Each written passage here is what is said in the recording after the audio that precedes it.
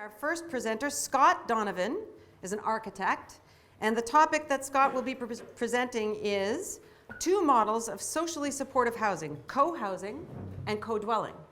I'm just waiting for the boss to give me my cue to get started, and I'll go. In fact, I'm going to start now. So Bridget started in the 1970s, and I can start there as well. This is an idea, co-housing, that was developed in Denmark in the 1970s. I learned about it in the 90s when I was in college and connected with the material. And I was fortunate enough 3 years ago to join a firm, an architecture firm in Amherst, Massachusetts, who specialized in co-housing. Kraus-Fitch Architects. Co-housing is when an intentional community comes together to design, build, and manage housing for themselves in a village-like setting, an atmosphere where you know your neighbors and you build things into the design that encourages social connection. So co-housing is a situation where folks support one another but have that sense of privacy as well. So these are designed communities, not gated communities, very open and penetrable communities, but designed communities where there are opportunities in the communities for personal interaction and connection. Co-housing is an assemblage of houses, but unlike the communes from the 60s, the lesson learned there was people need their sense of privacy and ownership. So in co-housing, everyone owns their own units, like the condo model offers, but the common land and the common house, which I'll get to later, is shared ownership. Co-housing communities are great places to raise families. Kids get to know others in the community, of course, and young people have opportunities to build meaningful relationships with adults, so there's mentoring opportunities. I witnessed a lot of this myself when I was in Amherst for that year and a half. Co-housing is really about building relationships amongst friends and neighbors.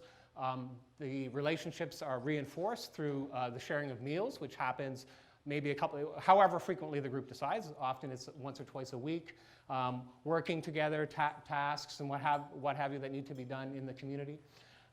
Co-housing was green long before green got popular. It was the idea of ecological sustainability is built into the idea of clustered housing, of smaller homes to save on building materials and heating and cooling costs, and the idea of sharing resources, which is central to the idea of co-housing, as well as that idea of resiliency and working and living in groups.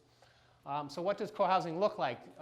You'll notice typically the houses are in a clustered setting, and parking is typically kept at the periphery so that the kind of middle part, a courtyard as it were, is usually typically green space, often has play space for kids, and that very pedestrian-friendly piece in the middle with typically a path that links all of the homes. So the cars are typically, as I say, kept to the outside. So there's sort of a soft middle and a hard edge around the outside. Catch my breath. So this is a model for housing. It doesn't prescribe a certain building type. So there are low, medium, and high density co-housing communities. So the one in BC in the upper right is a higher density one. You can reach certain densities, but some of the essential elements stay the same. The one in the lower left is in Amherst where I was, fairly low density.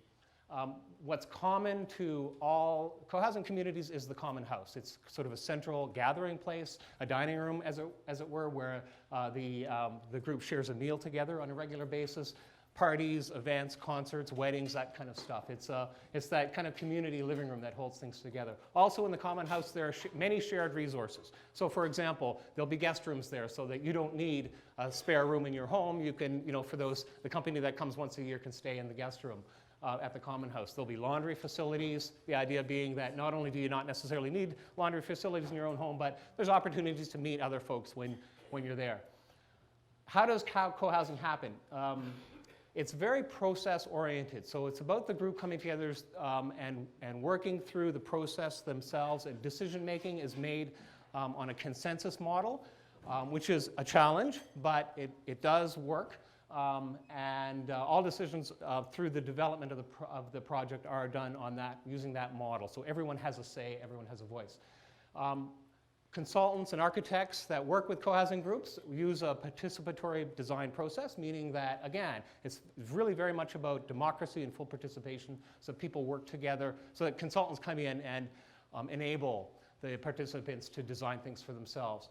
The co-housing group acts as their own developer, so they're heavily involved in the whole process of designing and delivering housing for themselves. Call on many consultants, contractors and developers, of course, but it's very much a hands-on thing, so people are doing it for themselves, as it were.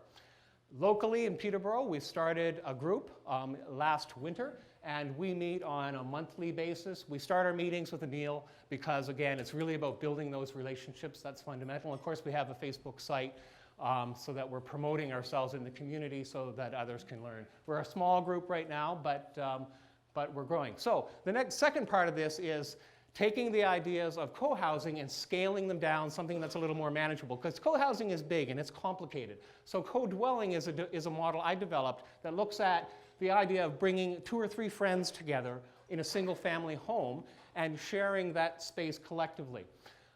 The background for this is, if you look at the trends in housing today, there are more people living alone in Canada and the US. This is actually an international trend. More singles living in houses today than ever before, and the trend is said to continue. As well as there's the gray wave, which are people who are looking for independence and staying at home and in their community. So the idea is that how can we accommodate those kind of needs using the housing stock that we have today? So this is a quick sketch design that I did to illustrate. The idea is taking a bungalow and converting it so that 2 people, in this case it's a small footprint, 2 people can share a kitchen, dining, living area, but each person has a bedroom, sitting room, bathroom to themselves to enjoy that sense of privacy and yet have the shared resources in the middle. So it exploits the single family homes that are available. So who might benefit from this? Millennials are said to be folks who may not have the same access to housing, so the idea of sharing, single parents, seniors.